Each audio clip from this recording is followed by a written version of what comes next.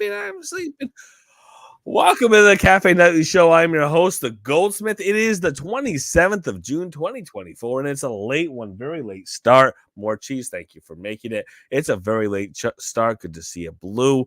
But there is something worth talking about. No official news today, as mentioned early in the week. Didn't expect a lot. That's because Upland said they're going through that transition with a Spark to Sparklet. That is taking a little bit of the developers' energy and focus. It is taking a little bit of the time and focus from the team, and I accept that entirely. So I didn't expect a lot to happen today. But if we do follow our friends Miles B. Chain over on the Upland feed, we're going to see that he's always putting something in there. And sometimes, the somethings and the pieces that Miles is putting out there help fill the whole story of Upland, because it's not Upland's official post. Oftentimes, Miles B. Chain, obviously, I don't believe he's a real person, but the llama type somehow. And we do know that we get some outside information getting brought through as this account is meant to be highlighting things outside of the official announcements that we get hit with every day or every couple of days, to be something outside of the live updates on the live updates channel. It's the opportunity for their, I guess, Upwind have a little bit of a voice, a little bit of color, a little bit of voice, a little bit of personality. And with that account, we can see some outside postings, some outside articles, some information that we might not be getting officially from the team. So we're going to take a look at that today. And the big news there is obviously Sparklet, as it is going to continue to be for the next couple months. Sparklet is listed as one of the top coins to be looked at by CoinGape.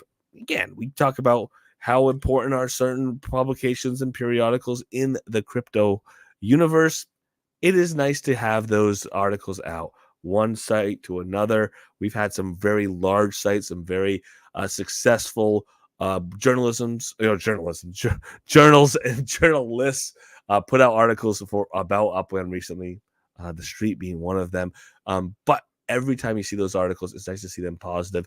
It's nice to see people reading those for the first time, maybe learning about Upland and maybe coming into the ecosystem from that experience, from that article. And we'll get into what is in the content of that article. I think it's very positive. I think it's nice to see it.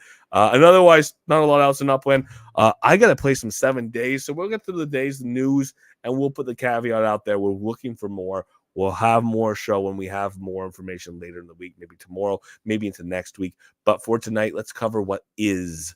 All views and opinions expressed by myself, they're mine and mine alone. Shouldn't be taken as game strategy or financial advice. They don't represent the game or the team of Upland. Any guests or contributors who do have their own opinions and are welcome to them. Shouldn't be taken as game strategy advice. Shouldn't be taken as financial advice. They don't represent myself, the Goldsmith of the Cafe Nightly Show. They don't necessarily represent the game or the team of Upland. Easy enough. So let's go take a look at Miles B. Chain. It happens to be saying in the game of Upland. Get on over to Upland to take a look. So in Upland, if you look on the left-hand side of your screen, there is a handy-dandy little speech bubble. You got a little exclamation point in there.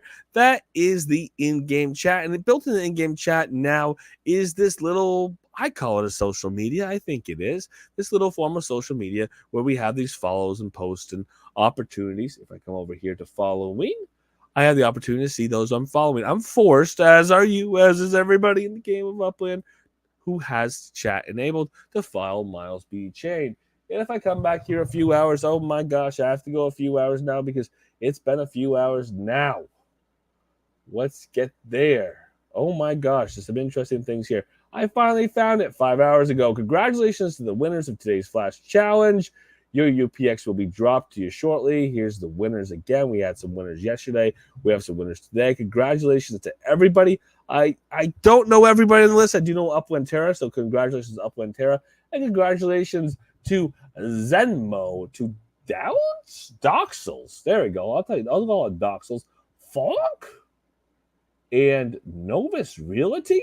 Congratulations to all the winners again. Flash Challenge, 50,000 UPX each for going ahead and just logging in and the logging in was one flash challenge. The sends was another flash challenge. These flash challenges aren't that hard. Keep your eye out for what Miles has to say to know where you can get rewards for. Again, if we have a quick flash challenge, you spend 2 or 3 minutes doing it, you could get 50,000 UPX. You might not, but you could end up with 50,000 UPX. You could end up with another prize a different day. So it's nice to have those flash challenges. These are things that used to be in Discord. Now this is in Layer 1 Upland. Everyone's following Miles. Miles will be putting these flash challenges out. But more importantly, the article that Upland was featuring, or Miles BJ, I should say, was featuring and putting out today that was speaking about the 4 top currency, 4 top tokens being watched out for releases for the rest of the year. All right, let's take a closer look and see what Upland has to say, or I should say Miles again. Let's personify the llama. Upland is about as well established as Web3 games go. Having taken the long route to tokenization, never sold to investors, only held by community who are using Sparklet for its utility within Upland. No team allocation. The token is about growing the Upland creator, developer, and builder open economy and ecosystem. 140,000 plus or minus existing holders pre-launch. Keep in mind, there's some of those accounts that hold this much Sparklet, and there's some of those accounts that have, at this point, 30,000, 40,000, 50,000 or more Sparklet. Different boats that each of those accounts are in, but being broad, having a breadth of holders, it does make a big difference as far as, having nobody or having very few people who hold a lot each. Sparklet is one of the most anticipated token launches of 2024. This article is by CoinGape. Let's take a look at the article that CoinGape put out. First and foremost, it goes over a few different things. Obviously, with this idea that in 2024, the years with OmniChains, with the protocols and dApps issuing native tokens into existing dApps, with, again, existing tokens going into existing ecosystems. And obviously, that's exactly what Sparklet is. But Sparklet is using and leveraging an existing token and then making it a Ethereum based or a tradable token. And that is where we are, where we're headed. Right here on the list, we have a few different tokens they're watching out for. Plane of Finance, Upland, I know those guys, Scroll, and Ponder. And we're going to focus on Upland because that's what we do. Upland. There it is. Upland is about as well established. Oh my gosh, we already heard all those words. As the Web3 games go, having taken a long route to tokenization, this has enabled building a loyal, passionate player base, which now constitutes 30,000 DAU. That's a fair number. That's a correct number. Sometimes it's a little higher. Sometimes it's a little lower. 30,000 DAU. We've seen it higher in the past. There's been concerns and complaints about, the amount of real accounts versus fake accounts. We are pretty confident, or Upland's pretty confident now about their ability to flag, identify, and jail accounts that are inauthentic. There you go. Multi accounts. So 30,000 DAU, is it pretty accurate for number of players? Hopefully relatively there. And 3 million registered players. That's true. There's 3 million registered accounts. Doesn't mean that they're all as active. It doesn't mean that they've all done a ton of transactions. It means that people registered an account in order to play the game. Some of them were more effective or put more effort in. Some people didn't put enough OpEx to even start playing. Some people tried to try it out and didn't get very far.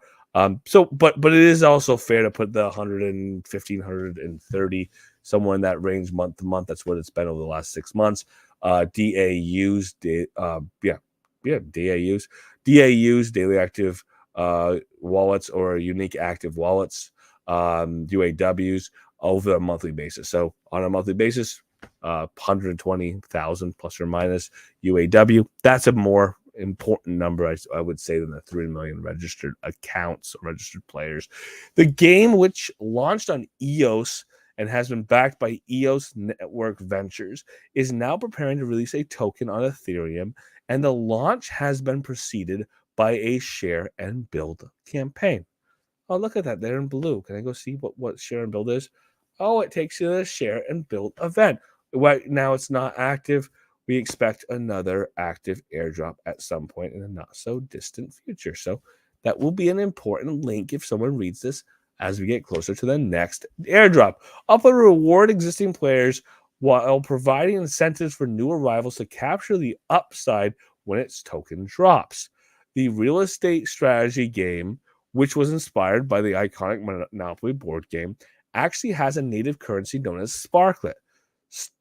Following the Ethereum token launch, players will be able to convert the in-game currency into the new token, unlocking the next phase in Upland's evolution.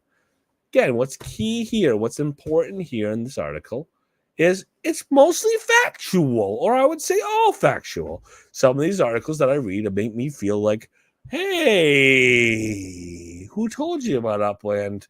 Third party, third hand. And then you wrote your article. Isn't that cute?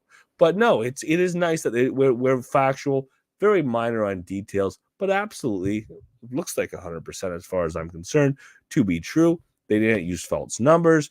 They didn't put them in misleading ways. They didn't make promises of utility that doesn't currently exist. I like that. I like when we have that level of clarity and that level of non-specificity. Yeah, non-specificity. They didn't go too deep into details to the point where they mentioned something that wasn't actually real to Upland. So the broad basis explanations sometimes work in your benefit when you only know your subject so well. So this was nice that it's out there. Again, 3 notes. The more of these that are out there, there are people who read these for the sake of, like we said, the crypto farming, the drop farming. People who are looking at what coin can I get involved in as these new ecosystems come out. Some people are interested in the ecosystems themselves, which means we can bring legitimate players into Upland, hopefully. But we can see that the activity from people who are just crypto farming, just trying to get the next airdrop token, maybe they still have some value, and that is the way the build and share, the share and build event works. The people are getting rewards by sharing information with Upland. Maybe they're not as serious, the ones who are trying to take advantage of the airdrop, but maybe they're reaching people who are more serious because they have to repost things that Upland puts out in order to earn their rewards. And that repost may be the difference between bringing on 50, let's call it 150. Let's make it a significant number. 150 new players versus not. Again, 150 new daily active users, DAUs, coming out of giving somebody 2,000 Sparklet for their activity over the course of 25 days. Is that a fair acquisition cost? I really don't know. I really don't know. Again, does it affect my holdings in the game that somebody else who is essentially crypto farming got the equivalent of 2,000 Sparklet or got 2,000 Sparklet? I don't know. But the 2,000 Sparklet, the interesting thing, and it's kind of mentioned here, and it absolutely is the case, that 2,000 Sparklet that they earn from the airdrop, they can't actually do anything with it unless they come and play the game of Upland, unless they take the 2,000 Sparklet and they go and stake it for a period of time. And then they have staked the Sparklet for a period of time. And as the current white paper says, they have to have it staked for a while or for the requisite period of time before they can take that and then bridge it into Ethereum and then be able to sell it. So in theory, there is that forced concept, that forced act of labor in order to codify the ownership, or at least allow the bridging of that ownership into Ethereum, which would allow the sale to happen. And with that, again, you are forcing that crypto farmer to have some activity in Upland, at least for a short period of time, in order to have that reward taken outside into the world, to be saleable and to otherwise potentially enrich that crypto farmer. So there you go. There is some thought there, and I continue to see that with the white paper, that there was a lot of thought that was put into Sparklet.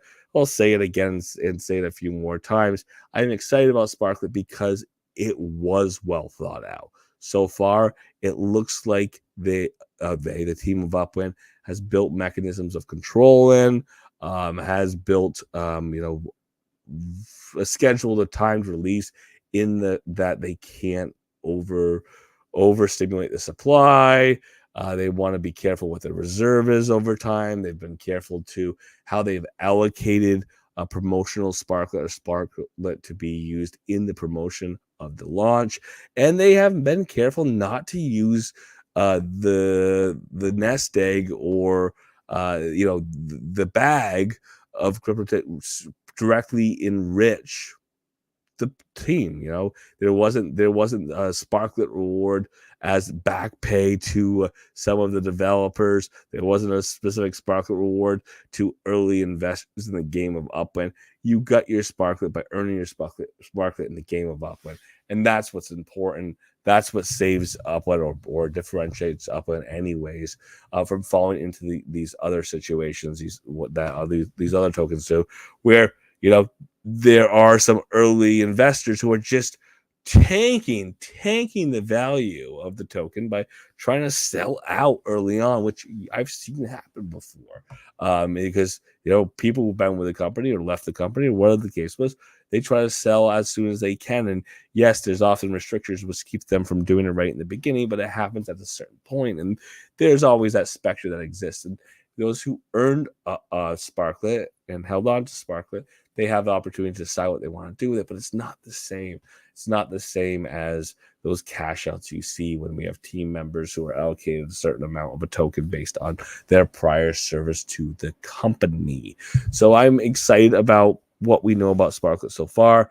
CoinGape, is it the best in the world token journal? There's better journals in the world. There's some journals that are economically based that happen to cover crypto that are held to a high standard of journalism. It's a whole big world out there. But CoinGape having a favorable article for Upland is always fun. People see it, people read it, and then on the other side, we have new people coming into the game of Upland. So looking forward to Sparklet as always. We've got a number of things to watch out, our eyes on. I continue to tell people when we look at timing, there's a few things that we can consider. First and foremost, the Olympics are towards the end of July. That is a few weeks away. Maybe think about whether or not Upland wants to release the city of Paris before the Olympics. I have no way of knowing for sure, but there are some very real possibilities that Upland may want to do so. It just makes a lot of sense for a lot of reasons. Otherwise, we will do a review in the next couple of days. Tonight's not the night for it, but do a review in the next couple of days to go over maximizing your opportunity for your tasks for Genesis season. If you haven't gone over any of them, haven't done them, make sure to do them before the end of the month, end of the season. We'll go over them again. We have already gone over with it earlier in the month, so people had the opportunity to do those long term, to start the things that you have to do over time. But we do want to do another hard push, get to the end. If you only have a couple tasks finished, what can you do to finish some more?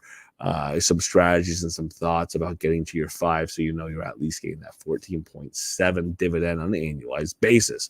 Something we want to make sure we're doing, maximizing our dividends for the properties we continue to hold. But for tonight, we're just looking forward. We don't have a lot else to report, so I'll leave it with the customary. Thank you so much for being here. We are broadcast in the Upland Cafe in Discord Monday through Friday, 7:30 p.m. PT on YouTube and on Twitter on Tuesdays and on Fridays in the Upland Plaza. For all of those who are here, if you are in the Upland Discord, thank you so much for being here. If you are on YouTube or on Twitter, thank you so much for being here. And if you watch listening recorded, thank you for being here.